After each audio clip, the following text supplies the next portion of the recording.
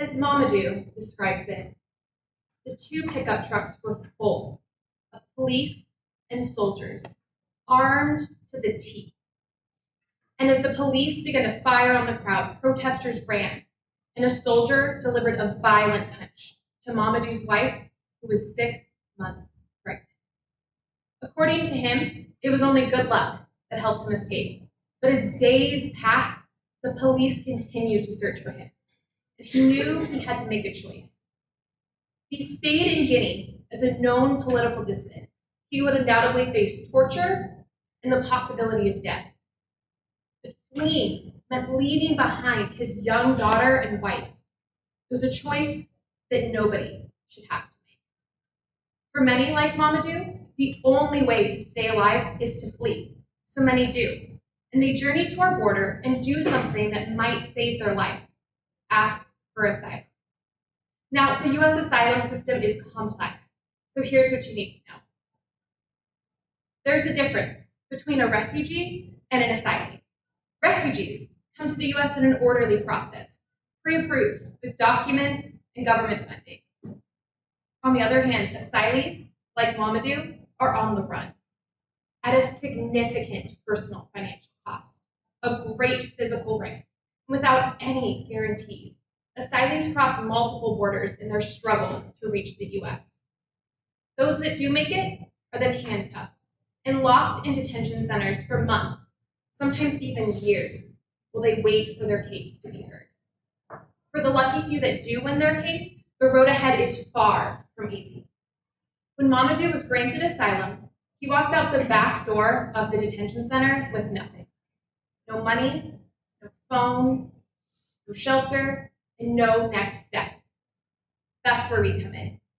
My name is Asylee, and I am a part of a team at World Relief Seattle that works to see every asylee welcome, rooted, and empowered by community. You may know World Relief from our longstanding work with refugees, work that we've been doing for over 40 years. But now, our Seattle team, led by senior leadership and board members that came to this country as immigrants, refugees, and asylees, we've innovated a new, comprehensive program, the only one in this nation that helps asylees navigate the way forward. We literally meet asylees at the back door of the detention center and accompany them for the next 6 months, providing crucial services as they rebuild their lives here. It costs around $4,000 to provide these services to one asylee. When Mamadou was released, our asylee team got right to work, getting him into permanent housing, getting him a social security card, a work permit, and connecting him to his first job in the US. And since no one else is offering these services to asylees, we're becoming widely known in migrant communities as a haven. So the demand keeps growing. But the work that we're doing is incredibly effective.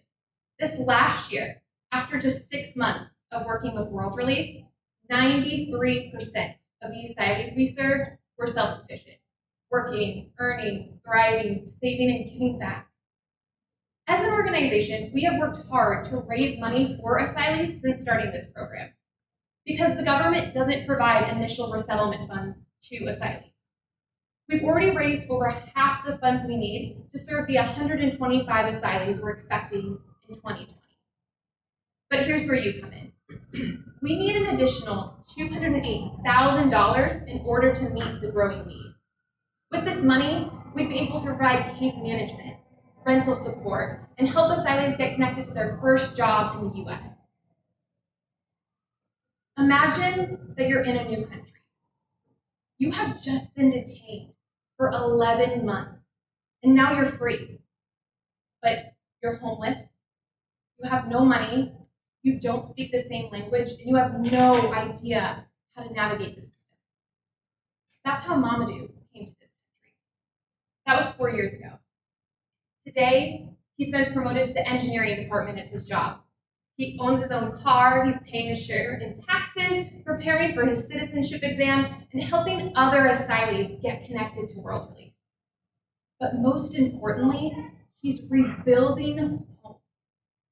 A year and a half ago, at the SeaTac airport, Mamadou was finally able to welcome his family to America. He got to see a daughter who he had never met before and hug his wife after 4 years, taking them home knowing they would all be safe. We do this work because asylum is a human right.